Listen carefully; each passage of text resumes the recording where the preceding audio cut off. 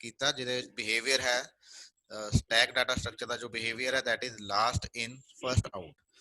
ਸੋ ਜਿਹੜੀ ਵੀ ਆਈਟਮ ਆਪਾਂ ਲਾਸਟ ਦੇ ਵਿੱਚ ਐਡ ਕਰਾਂਗੇ ਉਹੀ ਆਈਟਮ ਆਪਾਂ ਫਸਟ ਸਭ ਤੋਂ ਪਹਿਲਾਂ ਉਸ ਡਾਟਾ ਸਟਰਕਚਰ ਚੋਂ ਐਕਸਟ੍ਰੈਕਟ ਕਰਨੀ ਹੈ। ਸੋ ਜੋ ਆਪਣੀ ਮੈਮਰੀ ਹੈ that is linear in nature, ਉਹਦੇ ਵਿੱਚ ਉਸੇ ਤਰ੍ਹਾਂ ਹੀ 0 ਤੋਂ ਲੈ ਕੇ ਮੈਕਸਿਮਮ ਲਿਮਿਟ ਤੱਕ ਤੁਹਾਡੇ ਐਡਰੈਸਿਸ ਹੋਣਗੇ। ਉਹਨਾਂ ਐਡਰੈਸਿਸ ਨੂੰ, ਉਹਨਾਂ ਲੀਨੀਅਰ ਸਟਰਕਚਰ ਨੂੰ ਹੀ ਆਪਾਂ ਐਜ਼ ਏ ਸਟੈਕ ਇੰਪਲੀਮੈਂਟ ਕਰਨਾ ਹੈ। ਜਦੋਂ ਆਪਾਂ ਐਜ਼ ਏ ਸਟੈਕ ਇੰਪਲੀਮੈਂਟ ਕਰਦੇ ਹਾਂ ਤਾਂ ਆਪਾਂ ਉਸ ਮੈਮਰੀ ਦੇ ਉੱਤੇ ਇੱਕ ਰਿਸਟ੍ਰਿਕਸ਼ਨ ਲਗਾ ਦਿੰਦੇ ਹਾਂ। ਉਸ ਰਿਸਟ੍ਰਿਕਸ਼ਨ ਦੇ ਵਿੱਚ ਆਪਣੇ ਕੋਲ ਜਿਹੜੀ ਵੈਲਿਊਜ਼ ਹੈ ਆਪਾਂ ਹਮੇਸ਼ਾ ਟੌਪ ਦੇ ਵਿੱਚੋਂ ਐਕਸਟ੍ਰੈਕਟ ਕਰਨੀਆਂ ਨੇ ਤੇ ਟੌਪ ਦੇ ਵਿੱਚ ਹੀ ਇਨਸਰਟ ਕਰਨੀਆਂ ਨੇ। ਸੋ ਅਕੋਰਡਿੰਗਲੀ ਆਪਾਂ ਨੂੰ ਇੱਕ ਵੇਰੀਏਬਲ ਚਾਹੀਦਾ ਹੈ ਜਿਹੜਾ ਕਿ ਟੌਪ ਲੋਕੇਸ਼ਨ ਨੂੰ ਪੁਆਇੰਟ ਕਰੇ। ਤਾਂ ਸਟੈਕ ਕਿਉਂਕਿ ਇੰਪਲੀਮੈਂਟ ਕਰਨ ਦੇ ਬਹੁਤ ਸਾਰੇ ਤਰੀਕੇ ਆ, ਉਹਨਾਂ ਚੋਂ ਇੱਕ ਤਰੀਕਾ ਹੈ ਐਰੇ ਦਾ। ਕਿਉਂਕਿ ਐਰੇ ਦਾ ਆਪਾਂ ਪੜ੍ਹ ਲਈਆਂ ਨੇ, ਇਸ ਕਰਕੇ ਆਪਾਂ ਸਟੈਕ ਨੂੰ ਇਨ the form of array implement ਕਰਾਂਗੇ। ਸੋ ਉਹਦੇ ਵਾਸਤੇ ਮੈਂ ਇੱਕ ਕਲਾਸ ਡਿਫਾਈਨ ਕਰਾਂਗਾ। ਕਲਾਸ ਦੇ ਵਿੱਚ ਮੈਂ ਇੱਕ ਸਟੈਕ ਨਾਮ ਦੀ ਐਰੇ ਬਣਾਵਾਂਗਾ। ਉਸ ਐਰੇ ਦੇ ਜੋ ਵੈਲਿਊਜ਼ ਹੋਣਗੇ, ਨੰਬਰ ਆਫ ਵੈਲਿਊਜ਼, ਉਹ ਮੈਕਸਿਮਮ ਸਾਈਜ਼ ਦੇ ਥਰੂ ਮੈਂ ਆਲਰੇਡੀ ਡਿਸਾਈਡ ਕੀਤਾ ਹੋਇਆ 10। ਤਾਂ ਇਹ 10 ਲੋਕੇਸ਼ਨ ਦੀ ਇੱਕ ਐਰੇ ਕ੍ਰੀਏਟ ਹੋਏਗੀ। ਹੁਣ ਐਰੇ ਦੇ ਵਿੱਚੋਂ ਹਰ ਲੋਕੇਸ਼ਨ ਦੇ ਉੱਤੇ ਆਪਾਂ ਵੈਲਿਊ ਐਡ ਵੀ ਕਰ ਸਕਦੇ ਹਾਂ ਹਰ ਲੋਕੇਸ਼ਨ ਤੇ। ਸੋ ਆਈ ਕੈਨ ਰਾਈਟ ਕਿ ਸਟੈਕ ਦੀ 5th ਲੋਕੇਸ਼ਨ ਤੇ ਵੈਲਿਊ 9 ਆ ਜੇ। ਸੋ ਇਸ ਤਰ੍ਹਾਂ ਦੀਆਂ ਸਟੇਟਮੈਂਟ ਨੂੰ ਆਪਾਂ ਰਿਸਟ੍ਰਿਕਟ ਕਰਨਾ ਹੈ। ਇਹੋ ਜਿਹਾ ਕੰਮ ਨਾ ਹੋਵੇ ਕਿ ਯੂਜ਼ਰ ਕਿਸੇ ਵੀ ਇੰਡੈਕਸ ਨੰਬਰ ਤੇ ਨਾ ਤਾਂ ਕੋਈ ਵੈਲਿਊ ਰੀਡ ਕਰ ਸਕੇ ਨਾ ਹੀ ਕੋਈ ਵੈਲਿਊ ਰਾਈਟ ਕਰ ਸਕੇ। ਬਿਕੋਜ਼ ਸਟੈਕ ਦਾ ਬਿਹੇਵੀਅਰ ਕੀ ਹੈ ਕਿ ਸਿਰਫ ਟੌਪ ਤੇ ਜੋ ਵੈਲਿਊ ਪਈ ਹੈ ਉਸੇ ਨੂੰ ਆਪਾਂ ਰੀਡ ਕਰਨਾ ਤੇ ਉਸੇ ਥਾਂ ਤੇ ਹੀ ਆਪਾਂ ਨੇ ਰਾਈਟ ਕਰਨਾ ਹੈ। ਇਸ ਤੋਂ ਇਲਾਵਾ ਕਿਸੇ ਹੋਰ ਲੋਕੇਸ਼ਨ ਤੇ ਨਾ ਤਾਂ ਡਾਇਰੈਕਟ ਰੀਡ ਹੋਣਾ ਚਾਹੀਦਾ ਨਾ ਹੀ ਡਾਇਰੈਕਟ ਰਾਈਟ ਹੋਣਾ ਚਾਹੀਦਾ। ਸੋ ਇਸ ਬਿਹੇਵੀਅਰ ਨੂੰ ਇੰਪਲੀਮੈਂਟ ਕਰਨ ਲਈ ਆਪਾਂ ਕੀ ਕਰਾਂਗੇ, ਆਪਾਂ ਆਪਣੇ ਜੋ ਸਟੈਕ ਹੈ ਉਸ ਸਟੈਕ ਦਾ ਜੋ ਵੇਰੀਏਬਲ ਬਣਾਇਆ ਹੈ ਉਸ ਵੇਰੀਏਬਲ ਨੂੰ ਆਪਾਂ ਪ੍ਰਾਈਵੇਟ ਰੱਖਾਂਗੇ। ਸੋ ਪ੍ਰਾਈਵੇਟ ਦਾ ਮਤਲਬ ਕੀ ਹੋ ਗਿਆ ਕਿ ਆਊਟਸਾਈਡ ਦੀ ਕਲਾਸ ਸਟੈਕ ਐਰੇ ਦੀ ਜਿਹੜੀ ਕਲਾਸ ਹੈ, ਇਸ ਕਲਾਸ ਤੋਂ ਬਾਹਰ ਇਸ ਵੇਰੀਏਬਲ ਨੂੰ ਆਪਾਂ ਇਸ ਤਰ੍ਹਾਂ ਦੀਆਂ ਸਟੇਟਮੈਂਟਸ ਨਹੀਂ ਲਗਾ ਸਕਾਂਗੇ ਕਿਉਂਕਿ ਇਹ ਪ੍ਰਾਈਵੇਟ ਹੋ ਗਿਆ। ਸੋ ਆਪਾਂ ਜਿਹੜਾ ਆ ਸਟੈਕ ਦਾ ਬਿਹੇਵੀਅਰ ਹੈ ਇਹਨੂੰ ਇੰਪਲੀਮੈਂਟ ਕਰਨ ਦਾ ਬਹੁਤ ਹੀ ਸੌਖਾ ਤਰੀਕਾ ਹੈ ਕਿ ਆਪਾਂ ਆਪਣੇ ਵੇਰੀਏਬਲ ਨੂੰ ਪ੍ਰਾਈਵੇਟ ਕਰ ਦਈਏ। ਇਸੇ ਤਰ੍ਹਾਂ ਟੌਪ ਵੇਰੀਏਬਲ ਜਿਹੜਾ ਕਿ ਟੌਪ ਲੋਕੇਸ਼ਨ ਨੂੰ ਪੁਆਇੰਟ ਕਰੇਗਾ ਉਹਨੂੰ ਵੀ ਆਪਾਂ ਪ੍ਰਾਈਵੇਟ ਕਰ ਦਾਂਗੇ। ਸੋ ਆਪਾਂ ਦੋ ਇਹਦੇ ਵਿੱਚ ਵੇਰੀਏਬਲਸ ਲਏ। ਦੋਨੋਂ ਵੇਰੀਏਬਲਸ ਇੱਕ ਸਟੈਕ ਇੱਕ ਐਰੇ ਹੈ ਸਟੈਕ ਵਾਸਤੇ ਤੇ ਇੱਕ ਆਪਣੇ ਕੋਲ ਟੌਪ ਲੋਕੇਸ਼ਨ ਹੈ, ਟੌਪ ਵੇਰੀਏਬਲ ਹੈ ਟੌਪ ਲੋਕੇਸ਼ਨ ਨੂੰ ਪੁਆਇੰਟ ਕਰਨ ਵਾਸਤੇ। ਦੋਨੋਂ ਹੀ ਵੇਰੀਏਬਲ ਆਪਾਂ ਪ੍ਰਾਈਵੇਟ ਰੱਖਣੇ ਆ। ਉਸ ਤੋਂ ਇਲਾਵਾ ਇਸ ਕਲਾਸ ਤੋਂ ਬਾਹਰ ਆਪਾਂ ਸਟੈਕ ਦੇ ਵਿੱਚ ਵੈਲਿਊਜ਼ ਐਡ ਵੀ ਕਰਨੀਆਂ ਨੇ, ਸਟੈਕ ਦੇ ਵਿੱਚੋਂ ਵੈਲਿਊਜ਼ ਰਿਮੂਵ ਵੀ ਕਰਨੀਆਂ ਨੇ ਤੇ ਉਹਦੇ ਵਿੱਚੋਂ ਆਪਾਂ ਇਹ ਵੀ ਚੈੱਕ ਕਰਨਾ ਕਿ ਸਟੈਕ ਖਾਲੀ ਹੈ ਜਾਂ ਭਰੀ ਹੋਈ ਹੈ। ਤੇ ਉਹਨਾਂ ਸਾਰੀਆਂ ਚੀਜ਼ਾਂ ਨੂੰ ਇੰਪਲੀਮੈਂਟ ਕਰਨ ਲਈ ਆਪਾਂ ਫੰਕਸ਼ਨ ਕ੍ਰੀਏਟ ਕਰਾਂਗੇ।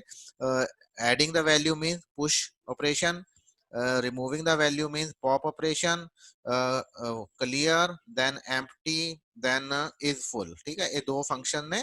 ਸੋ ਦੇਖੋ ਇਹ ਸਾਰੇ ਫੰਕਸ਼ਨ ਆਪਾਂ ਪਬਲਿਕ ਰੱਖਿਆ ਕਿਉਂਕਿ ਇਹਨਾਂ ਫੰਕਸ਼ਨ ਨੂੰ ਮੈਂ ਇਸ ਕਲਾਸ ਤੋਂ ਬਾਹਰ ਮੇਨ ਮੈਥਡ ਦੇ ਵਿੱਚ ਵੀ ਅਸੈਸ ਕਰਨਾ ਹੈ। ਸੋ ਮੈਂ ਇਹ ਸਾਰੇ ਫੰਕਸ਼ਨ ਪਬਲਿਕ ਰੱਖੇ ਹੈ। ਸੈਕੰਡਲੀ ਪੁਸ਼ ਆਪਰੇਸ਼ਨ ਦਾ ਰਿਟਰਨ ਟਾਈਪ ਬੂਲੀਅਨ ਹੈ। ਇਹ ਇੱਕ ਵੈਲਿਊ ਅਸੈਪਟ ਕਰੇਗਾ, ਉਸ ਵੈਲਿਊ ਨੂੰ ਸਟੈਕ ਦੇ ਵਿੱਚ ਇਨਸਰਟ ਕਰੇਗਾ। ਦੈਟ ਮੀਨਸ ਉਹ ਐਰੇ ਦੇ ਵਿੱਚ ਇਨਸਰਟ ਕਰੇਗਾ ਕਿਹੜੀ ਲੋਕੇਸ਼ਨ ਤੇ, ਜਿਹੜੀ ਲੋਕੇਸ਼ਨ ਟੌਪ ਪੁਆਇੰਟ ਕਰ ਰਿਹਾ ਹੋਏਗਾ ਤੇ ਰਿਟਰਨ ਕਰੇਗਾ ਕਿ ਉਹ ਸਕਸੈਸਫੁਲ ਹੋਇਆ ਕਿ ਨਹੀਂ ਹੋਇਆ। ਸੋ ਆਪਣੇ ਕੋਲ ਸਿਚੁਏਸ਼ਨ ਹੁੰਦੀ ਹੈ ਅੰਡਰਫਲੋ ਦੀ, ਓਵਰਫਲੋ ਦੀ, ਜਿਹੜੀਆਂ ਕਿ ਚੈੱਕ ਕਰ ਰਹੇ ਹਾਂ ਆਪਾਂ ਇਹਨਾਂ ਦੋ ਫੰਕਸ਼ਨ ਦੇ ਨਾਲ। ਸੋ ਜੇ ਆਪਣੀ ਸਟੈਕ ਫੁੱਲ ਹੋ ਜਾਏਗੀ ਤਾਂ ਪੁਸ਼ ਆਪਰੇਸ਼ਨ ਨਹੀਂ ਹੋਏਗਾ। ਉਸ ਕੇਸ ਦੇ ਵਿੱਚ ਇਹ ਮੈਥਡ ਜੋ ਹੈ that will return the false value। ਜੇ ਸਕਸੈਸਫੁਲੀ ਹੋ ਜਾਂਦਾ, ਸਟੈਕ ਖਾਲੀ ਹੁੰਦੀ ਔਰ ਆਪਾਂ ਡਾਟਾ ਨੂੰ ਸਟੈਕ ਦੇ ਵਿੱਚ ਪੁਸ਼ ਕਰਨ ਦੇ ਵਿੱਚ ਕਾਮਯਾਬ ਹੋ ਜਾਂਦੇ ਆ, then it will return a true value ਜਿੱਥੋਂ ਆਪਾਂ ਨੂੰ ਪਤਾ ਲੱਗੇਗਾ ਕਿ ਪੁਸ਼ ਆਪਰੇਸ਼ਨ ਸਕਸੈਸਫੁਲ ਹੋਇਆ ਕਿ ਨਹੀਂ ਹੋਇਆ। ਇਸੇ ਤਰ੍ਹਾਂ ਪੌਪ ਆਪਰੇਸ਼ਨ ਹੈ, ਕਿਉਂਕਿ ਪੌਪ ਆਪਰੇਸ਼ਨ ਨੇ ਵੈਲਿਊ ਨੂੰ ਰਿਟਰਨ ਕਰਨਾ ਤਾਂ ਇੱਥੇ ਆਪਾਂ ਰਿਟਰਨ ਟਾਈਪ ਲਿਖਾਂਗੇ। ਸੋ ਜੇ ਤੁਸੀਂ ਸਟੈਕ ਕਿਸੇ ਆਬਜੈਕਟ ਦੀ ਬਣਾ ਰਹੇ ਹੋ ਤਾਂ ਉਸ ਆਬਜੈਕਟ ਦਾ ਇੱਥੇ ਨਾਮ ਆ ਜਾਏਗਾ।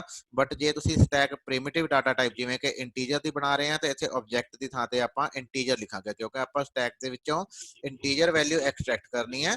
ਇੰਟੀਜਰ ਵੈਲਿਊ ਸਟੈਕ ਕਰਕੇ ਇੰਟੀਜਰ ਵੈਲਿਊ ਐਕਸਟ੍ਰੈਕਟ ਕਰਕੇ ਆਪਾਂ ਉਹਨੂੰ ਰਿਟਰਨ ਕਰਨਾ ਤਾਂ ਇੱਥੇ ਵੀ ਰਿਟਰਨ ਟਾਈਪ ਜਿਹੜੀ ਹੈ ਉਹ ਇੰਟੀਜਰ ਆਏਗੀ। ਠੀਕ, ਦੈਨ ਉਸ ਤੋਂ ਬਾਅਦ ਕਲੀਅਰ ਮੈਥਡ ਹੈ ਜਿਹੜੀ ਕਿ ਸਾਰੀ ਸਟੈਕ ਨੂੰ ਖਾਲੀ ਕਰ ਦੇਗਾ। ਉਸ ਤੋਂ ਬਾਅਦ ਐਮਟੀ ਮੈਥਡ ਹੈ, ਫੁੱਲ ਮੈਥਡ ਹੈ, ਇਸ ਤਰ੍ਹਾਂ ਹੋਰ ਵੀ ਜਿੰਨੇ ਹੈਲਪਰ ਫੰਕਸ਼ਨ ਆਪਾਂ ਨੂੰ ਚਾਹੀਦੇ ਹੋਣਗੇ। ਫੋਰ ਐਗਜ਼ਾਮਪਲ ਇੱਕ ਪੀਕ ਮੈਥਡ ਵੀ ਹੁੰਦਾ ਹੈ, so you can define all those method. So ਇੱਕ ਵਾਰੀ ਇਹ ਸਾਰੇ ਮੈਥਡ ਬਣ ਗਏ, ਉਸ ਤੋਂ ਬਾਅਦ ਤੁਸੀਂ ਮੇਨ ਮੈਥਡ ਦੇ ਵਿੱਚ ਇਹਨਾਂ ਨੂੰ ਕਾਲ ਕਰਨਾ ਹੈ। ਸੋ ਇਹਦਾ ਜਿਹੜਾ ਐਲਗੋਰਿਦਮ ਹੈ ਆਪਾਂ ਲਾਸਟ ਲੈਕਚਰ ਦੇ ਵਿੱਚ ਵੀ ਆਲਰੇਡੀ ਡਿਸਕਸ ਕੀਤਾ ਹੋਇਆ। So this is example of push method. So push method ਨੇ ਇੰਟੀਜਰ ਵੈਲਿਊ ਲੈਣੀ ਹੈ as a data size, then ਉਸ ਤੋਂ ਬਾਅਦ ਇਹਨੇ ਚੈੱਕ ਕਰਨਾ ਹੈ ਕਿ ਜੇ ਟਾਪ ਦੀ ਵੈਲਿਊ ਮੈਕਸ ਸਾਈਜ਼ ਦੇ ਬਰਾਬਰ ਹੋਗੀ then it will return false, ਕਿਉਂਕਿ ਬੂਲੀਅਨ ਵੈਲਿਊ ਇਹਨੇ ਰਿਟਰਨ ਕਰਨੀ ਹੈ ਤਾਂ ਆਪਾਂ ਇੱਥੇ ਫਾਲਸ ਵੈਲਿਊ ਰਿਟਰਨ ਕਰਾਵਾਂਗੇ, ਜਿਹਦਾ ਮਤਲਬ ਕੀ ਹੋਗਾ ਕਿ ਸਟੈਕ ਜਿਹੜੀ ਆਪਣੀ ਫੁੱਲ ਹੈ। ਸੋ ਜੇ ਸਟੈਕ ਫੁੱਲ ਨਹੀਂ ਹੈ ਦੈਨ ਆਪਾਂ ਟਾਪ ਵੈਲਿਊ ਦੀ ਲੋਕੇਸ਼ਨ ਤੇ ਡਾਟਾ ਨੂੰ ਇਨਸਰਟ ਕਰਾਂਗੇ ਔਰ ਟਾਪ ਨੂੰ ਇੱਕ ਇਨਕਰੀਮੈਂਟ ਕਰ ਦਿਆਂਗੇ ਤੇ ਫਾਈਨਲੀ ਰਿਟਰਨ ਕਰਾਂਗੇ ਟਰੂ ਵੈਲਿਊ, ਜਿਹਦਾ ਮਤਲਬ ਹੋਏਗਾ ਕਿ ਆਪਣੇ ਐਲੀਮੈਂਟ ਜਿਹੜਾ ਹੈ ਉਹ ਸਕਸੈਸਫੁਲੀ ਪੁਸ਼ ਹੋ ਚੁੱਕਾ ਹੈ। ਸੋ ਇਸ ਤਰ੍ਹਾਂ ਕਰਕੇ ਛੋਟਾ ਜਿਹਾ ਮੈਥਡ ਹੈ ਜਿਹੜਾ ਕਿ ਪੁਸ਼ ਆਪਰੇਸ਼ਨ ਕਰੇਗਾ।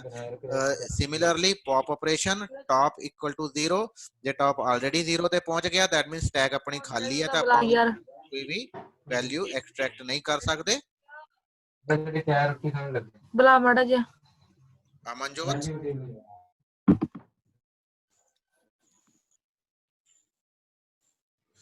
ਸੋ ਜੇ ਸਟੈਕ ਆਲਰੇਡੀ ਐਮਟੀ ਹੈ ਤਾਂ ਆਪਾਂ ਉਹਦੇ ਵਿੱਚੋਂ ਹੋਰ ਵੈਲਿਊ ਐਕਸਟ੍ਰੈਕਟ ਨਹੀਂ ਕਰ ਸਕਦੇ, ਤਾਂ ਆਪਾਂ ਇੱਥੇ ਰਿਟਰਨ ਨਲ ਲਿਖਾਂਗੇ।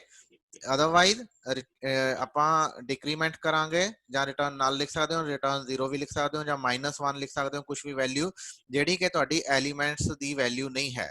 ਕਿਉਂਕਿ ਮੇਰੇ ਕੋਲ ਇੰਟੀਜਰ ਦੀ ਸਟੈਕ ਹੈ, ਇੰਟੀਜਰ ਦੀ ਸਟੈਕ ਦੇ ਵਿੱਚ ਮੇਰੇ ਕੋਲ ਪੋਸੀਬਲ ਵੈਲਿਊ ਜਿਹੜੀਆਂ ਨੇ ਉਹ ਨੈਗੇਟਿਵ ਵੈਲਿਊਜ਼ ਵੀ ਹੋ ਸਕਦੀਆਂ ਨੇ ਜਾਂ ਪੋਜ਼ਿਟਿਵ ਵੈਲਿਊਜ਼ ਵੀ ਹੋ ਸਕਦੀਆਂ ਨੇ। ਸੋ ਮੈਂ ਇੱਕ ਸਪੈਸ਼ਲ ਵੈਲਿਊ ਜਿਹੜੀ ਕਿ ਨਲ ਹੁੰਦੀ ਹੈ ਉਹਨੂੰ ਯੂਜ਼ ਕਰ ਲੈਣਾ ਰਿਟਰਨ ਕਰਨ ਵਾਸਤੇ।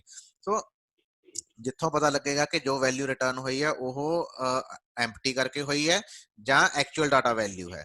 ਠੀਕ, ਸੋ ਨਹੀਂ ਤਾਂ ਆਪਾਂ ਅਦਰਵਾਈਜ਼ ਕੀ ਕਰਾਂਗੇ, ਟਾਪ ਦੀ ਵੈਲਿਊ ਇੱਕ ਡਿਕਰੀਜ਼ ਕਰਾਂਗੇ, ਫਿਰ ਡਾਟਾ ਵੈਲਿਊ ਨੂੰ ਸਟੈਕ ਦੀ ਟਾਪ ਪੋਜੀਸ਼ਨ ਤੇ ਜਿਹੜੀ ਵੀ ਵੈਲਿਊ ਪਈ ਹੋਏਗੀ ਉਹਨੂੰ ਆਪਾਂ ਡਾਟਾ ਦੇ ਵਿੱਚ ਲੈ ਆਵਾਂਗੇ, ਡਾਟਾ ਵੇਰੀਏਬਲ ਦੇ ਵਿੱਚ, ਔਰ ਉਹਨੂੰ ਰਿਟਰਨ ਕਰ ਦਾਂਗੇ।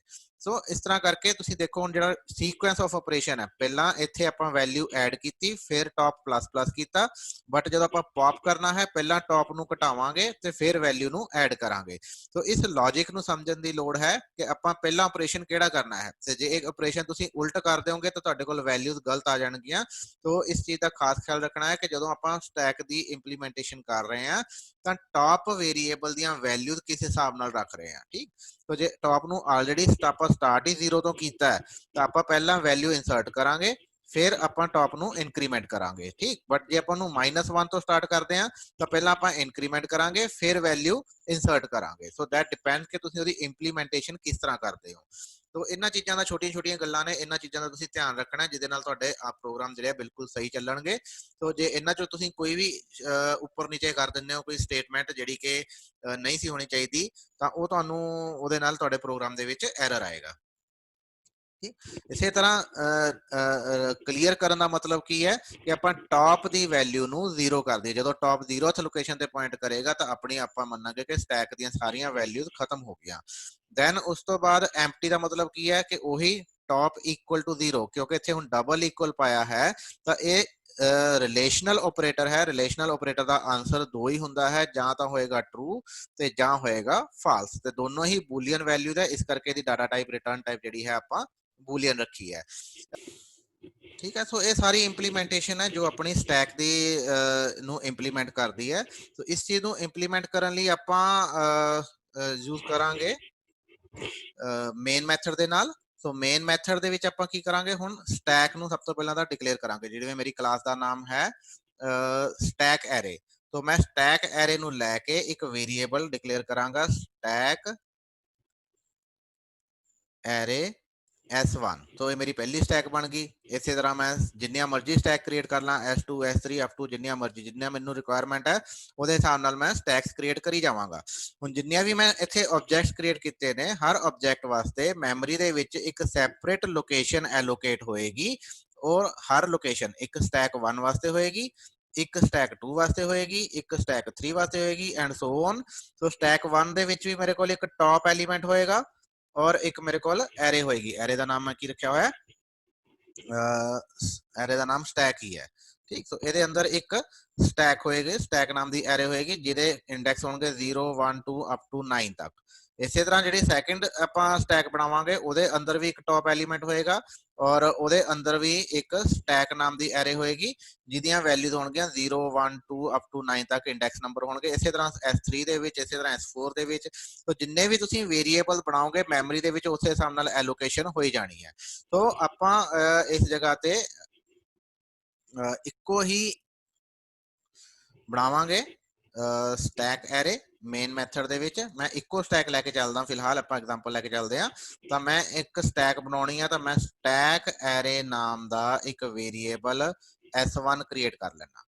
ठीक, ਜਦੋਂ ਮੈਂ S1 ਵੇਰੀਏਬਲ ਕ੍ਰੀਏਟ ਕੀਤਾ ਤਾਂ ਮੈਮਰੀ ਦੇ ਵਿੱਚ ਆਪਣੇ ਕੋਲ ਇੱਕ S1 ਵਾਸਤੇ ਐਰੇ ਐਲੋਕੇਟ ਹੋਊਗੀ ਜਿਹਦੇ ਵਿੱਚ ਇੱਕ ਟਾਪ ਵੈਲਿਊ ਵੀ ਹੈ ਔਰ ਜਿਹਦੇ ਵਿੱਚ ਆਪਣੇ ਕੋਲ ਇੱਕ ਸਟੈਕ ਨਾਮ ਦਾ वेरिएबल भी है ਜਿਹਦੇ ਵਿੱਚ इंडेक्स नंबर है 0 1 2 3 अप टू लैके 9 तक ਇਹ ਚੱਲਣਗੇ ਕਿਉਂਕਿ ਟੋਟਲ 10 ਐਲੀਮੈਂਟਸ ਮੇਰੇ ਕੋਲ ਹੈਗੇ ਆ। ਠੀਕ, ਔਰ ਮੇਰਾ ਕੰਸਟਰਕਟਰ ਕੀ ਕਹਿ ਰਿਹਾ, ਹੁਣ ਕੰਸਟਰਕਟਰ ਨੇ ਕੀ ਕਿਹਾ ਕਿ ਜਦੋਂ ਵੀ ਮੈਂ ਇਸ ਦਾ ਆਬਜੈਕਟ ਬਣਾਵਾਂਗਾ ਤਾਂ ਕੰਸਟਰਕਟਰ ਕਹਿੰਦਾ ਕਿ ਟਾਪ ਦੀ ਵੈਲਿਊ ਕਿੰਨੀ ਹੋ ਜਾਏਗੀ 0।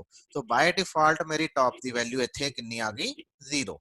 ਠੀਕ, ਉਸ ਤੋਂ ਬਾਅਦ ਹੁਣ ਮੈਂ S1 ਦੇ ਵਿੱਚ ਮੈਂ ਪੁਸ਼ ਮੈਥਡ, ਹੁਣ ਮੈਂ ਇਹ ਨਹੀਂ ਲਿਖ ਸਕਦਾ ਕਿ S1 dot stack 0 is equal to 5। जे मैं इदा लिखांगा दैट मीन मैं इत्थे 5 पुश करना चाह रहा, बट जे मैं इत्थे इदा लिखांगा तो यह काम नहीं होएगा क्योंकि जिहड़ा स्टैक वेरिएबल है वो प्राइवेट है। प्राइवेट होने करके वो मेन मैथड दे विचों असैस नहीं हो सकता। सो ये लाइन मेरी नहीं चलनी। जे मैं वैल्यू नू पुश करना है जां स्टैक दे विच इंसर्ट करना है तो मैं लिखांगा S1 डॉट पुश 5। तो ਇਹਦੇ ਨਾਲ मेरी वैल्यू ये पुश मैथड नू कॉल करेगा क्योंकि पुश मैथड पब्लिक है। ठीक है, पुश मैथड पब्लिक है, ये कॉल हो जाएगा। इनू वैल्यू इत्थे 5 आ गई। इन्हें पहला चेक करना है कि स्टैक फुल तो नहीं हैगी। जे फुल नहीं हैगी तो इत्थे टॉप दी वैल्यू दे उत्ते मतलब स्टैक दी टॉप वैल्यू कितनी है 0। 0th लोकेशन ते जो भी मैं इत्थे पास किया सी वो मेरा 5 उन्हें इंसर्ट कर देना है, दैन टॉप नू इंक्रीमेंट कर देना। दैट मीन इस मैथड नू कॉल करन तो बाद इत्थे 5 हो जाएगा और इत्थे 0 दी थां ते 1 हो जाएगा। सैकेंड टाइम फिर करांगे S1 डॉट पुश 7 ਤਾਂ ਕੀ ਹੋ ਗਿਆ ਅਗੇਨ ਉਹੀ ਕੰਮ ਇੱਥੇ 7 ਪਹਿਲਾਂ ਟਾਪ ਲੋਕੇਸ਼ਨ ਜਿਹਨੂੰ ਟਾਪ ਪੁਆਇੰਟ ਕਰ ਰਿਹਾ ਉਸ ਲੋਕੇਸ਼ਨ ਤੇ ਪਹਿਲਾਂ ਵੈਲਿਊ ਇਨਸਰਟ ਹੋਏਗੀ, ਉਸ ਤੋਂ ਬਾਅਦ ਟਾਪ ਦੀ ਵੈਲਿਊ ਇਨਕਰੀਮੈਂਟ ਹੋਗੀ, ਇਹ ਹੋਗੀ ਆਪਣੀ ਹੁਣ 2। ਠੀਕ, ਇਸੇ ਤਰ੍ਹਾਂ ਚੱਲਦੇ ਚੱਲਦੇ ਸੋ ਜਦੋਂ ਮੈਂ S1 ਡਾਟ ਪੁਸ਼ ਫਿਰ ਪੁਸ਼ ਕਰਾਂਗਾ 8। ठीक, सो इसे तरह ही इतने 8 हो जाएगा, टॉप की वैल्यू जी अपनी 3 हो जाएगी। तो जो ही आप पुश कर रहे हैं सो जिस लोकेशन से टॉप पॉइंट कर रहा है उस लोकेशन से पहला वैल्यू इंसर्ट होंगी है, फिर टॉप एक इंक्रीमेंट हो जाता है। इसी तरह जे मैं लिखांगा सी आउट S1 डॉट पॉप तो मेरे को की होएगा एक वैल्यू पॉप ने की करना, हुण पॉप विल पुश मैथड आ गया पॉप ने पहले चेक करना कि अंडरफ्लो तो नहीं हो रहा, नहीं तो टॉप की वैल्यू एक घटाएगा। हुण टॉप मेरा पॉइंट कर रहा है 3 नंबर लोकेशन पे क्योंकि 3 नंबर से मेरे को कोई वैल्यू नहीं हैगी, मेरी वैल्यू हैगी 2 नंबर लोकेशन पे। तो पहला मैं टॉप नू घटा के 2 नंबर से लेके आवांगा। ठीक, तो इसे करके पॉप दे विच जिहड़ा फर्स्ट टास्क है आपां टॉप नू पहला माइनस करांगे, माइनस करन तो बाद अपनी जो वैल्यू है उन्होंने एक्सट्रैक्ट करांगे। तो स्टैक दी जिहड़ी सैकेंड लोकेशन जिथे टॉप पॉइंट कर रहा है टॉप अपना इत्थे आ गया, तो इहदी सैकेंड लोकेशन ते जो वैल्यू पई है वो आपां एक्सट्रैक्ट करके एक डाटा वेरीएबल दे विच पा ली। तो डाटा दे विच मेरे कोल इत्थे 8 आ जाएगा, 8 मैं इत्थों 8 नू रिटर्न करता। तो रिटर्न करके वो कित्थे आ गया, रिटर्न करके मेन मैथड दे विच आ गया, तो इत्थे सी आउट दे कारण करके वो 8 जिहड़ा है मेरा मॉनिटर ते प्रिंट हो गया। ठीक, तो इस तरह करके मैं एक एक वैल्यू नू पॉप किया जा सकता है। जे मैं लिखा कि सी आउट S1 डॉट स्टैक दी 0th पोजीशन मीन मैं इनू प्रिंट करना है तो यह काम नहीं होएगा क्योंकि स्टैक प्राइवेट वेरीएबल है, उन्होंने डायरैक्टली असैस नहीं किया जा सकता। तो जो एरे का बिहेवियर सीगा कि उसनों आपां डायरैक्टली असैस कर सकते सी, उन्होंने आपां क्लास दे नाल रिस्ट्रिक्ट करता। ਆਪਾਂ ਆਪਣੇ ਇੰਪਲੀਮੈਂਟੇਸ਼ਨ ਦੇ ਵਿੱਚ ਕਲਾਸ ਨੂੰ ਯੂਜ਼ ਕੀਤਾ ਔਰ ਕਲਾਸ ਦੀ ਇੱਕ ਪ੍ਰੋਪਰਟੀ ਹੈ ਕਿ ਜਿਹੜੇ ਵੇਰੀਏਬਲ ਆਪਾਂ ਪ੍ਰਾਈਵੇਟ ਕਰ ਦਿੰਦੇ ਆ ਉਹਨਾਂ ਨੂੰ ਆਪਾਂ ਕਲਾਸ ਦੇ ਬਾਹਰੋਂ ਅਸੈਸ ਨਹੀਂ ਕਰ ਸਕਦੇ।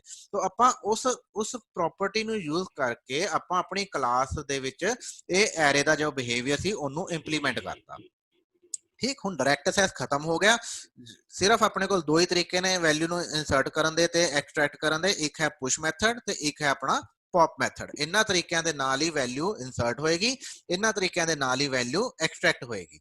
ਹੁਣ ਇਹੀ ਸਾਰਾ ਇੰਪਲੀਮੈਂਟੇਸ਼ਨ ਤੁਸੀਂ C ਲੈਂਗੁਏਜ ਦੇ ਵਿੱਚ ਯੂਜ਼ਿੰਗ ਪ੍ਰੋਸੀਜਰ ਵੀ ਕਰ ਸਕਦੇ ਸੀ, ਪਰ ਜਦੋਂ ਤੁਸੀਂ ਯੂਜ਼ਿੰਗ ਪ੍ਰੋਸੀਜਰ ਕਰੋਗੇ ਤਾਂ ਕੀ ਨੁਕਸਾਨ ਹੋਏਗਾ, ਤੁਸੀਂ ਜਿਹੜਾ ਆ ਰਿਸਟ੍ਰਿਕਸ਼ਨ ਹੈ, ਕਿਉਂਕਿ C ਲੈਂਗੁਏਜ ਦੇ ਵਿੱਚ ਪਬਲਿਕ ਪ੍ਰਾਈਵੇਟ ਪ੍ਰੋਟੈਕਟਡ ਕੁਝ ਨਹੀਂ ਹੁੰਦਾ, ਉਹਦੇ ਵਿੱਚ ਸਾਰਾ ਕੁਝ ਪਬਲਿਕ ਹੈ।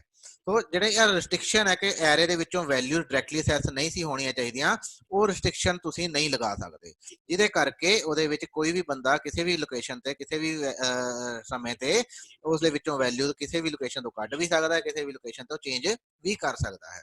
तो ਇਸ ਕਰਕੇ ਆਪਾਂ ਨੂੰ ਕੋਸ਼ਿਸ਼ ਕਰਨੀ ਚਾਹੀਦੀ ਹੈ ਕਿ ਆਪਣੇ ਜਿਹੜੇ ਪ੍ਰੋਗਰਾਮ ਹੈ ਉਹ ਆਪਾਂ ਆਬਜੈਕਟ ਓਰੀਐਂਟਡ ਰੱਖੀਏ ਤੇ ਉਹਨਾਂ ਨੂੰ ਆਪਾਂ ਕਲਾਸਿਸ ਦੇ ਨਾਲ ਹੀ ਇੰਪਲੀਮੈਂਟ ਕਰੀਏ। Is that clear?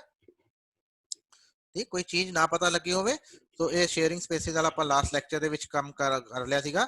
Now coming to the application of the array, application of the stack. so the very first application is to check whether a string is a palindrome or not. so string that reads the same in either direction is called palindrome. palindrome ਸੁਣਿਆ ਹੋਵੇਗਾ ਤੁਸੀਂ word, ਹੈ ਨਾ?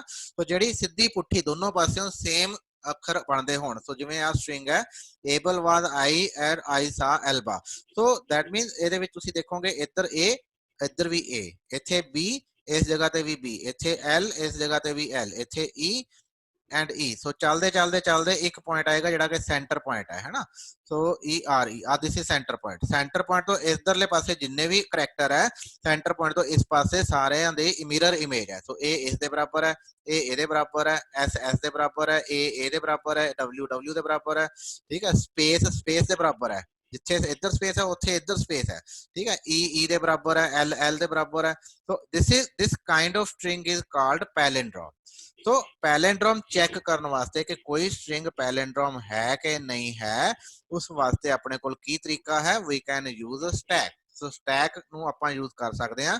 किवें use करांगे, आपां एक stack ले लांगे, तो आपां हाफ तक, जिन्नी मेरी हाफ है हाफ तक सारी स्ट्रिंग नू करैक्टर बाय करैक्टर आपां स्टैक ਦੇ ਵਿੱਚ ਪਾਈ ਜਾਣਾ। ਸਭ ਤੋਂ ਪਹਿਲਾਂ A ਆ ਗਿਆ, ਆਪਾਂ A ਪਾਤਾ, ਫਿਰ ਆਪਣੇ ਕੋਲ B ਆ ਗਿਆ, ਆਪਾਂ B ਪਾਤਾ, ਫਿਰ ਆਪਣੇ ਕੋਲ L ਆ ਗਿਆ, ਫਿਰ ਆਪਣੇ ਕੋਲ E ਆ ਗਿਆ, ਫਿਰ ਸਪੇਸ ਆ ਗਈ, ਫਿਰ ਆਪਣੇ ਕੋਲ W ਆ ਗਿਆ, ਚੱਲਦੇ ਚੱਲਦੇ ਲਾਸਟ ਦੇ ਵਿੱਚ ਆਪਣੇ ਕੋਲ R ਆ ਜਾਏਗਾ। ਸੋ ਹਾਫ ਤੱਕ ਆਪਾਂ ਜਿੰਨੀ ਮੇਰੇ ਕੋਲ ਕਿੰਨੇ ਕਰੈਕਟਰ ਹੈ 1 2 3 4 5 6 7 8 8 9 10 11 12 13 14 15 16 17 18 19 20 21 2 3 4 5 25 ਕਰੈਕਟਰ है। 25 ਕਰੈਕਟਰ ਦਾ मतलब ਕੀ ਹੋ ਗਿਆ ਕਿ 13 ਕਰੈਕਟਰ मैं इंसर्ट करने हैं।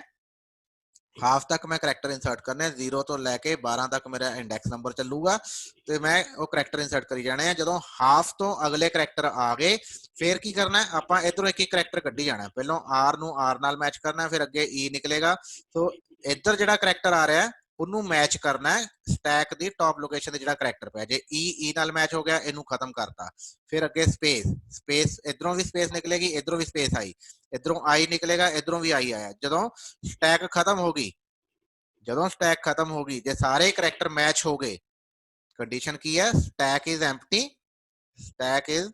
Empty and all character matches, फिर आप की कहांगे कि इट इज पैलेंड्रोम, अदरवाइज आप की कहांगे नॉट पैलेंड्रोम। किसी नू ना समझ लग्या होवे, दैट इज द एल्गोरिथम। ये एल्गोरिथम किसी नू ना समझ लग्या होवे ਤਾਂ ਮੈਨੂੰ ਹੁਣ ਪੁੱਛ ਲਓ, ਇਹਨਾਂ ਦੇ ਪ੍ਰੋਗਰਾਮ ਬਣਾਉਣੇ ਆ ਤੁਸੀਂ, ਬਾਅਦ ਚ ਨਾ ਕਿਉਂਕਿ ਸਾਨੂੰ ਸਮਝ ਨਹੀਂ ਲੱਗੀ।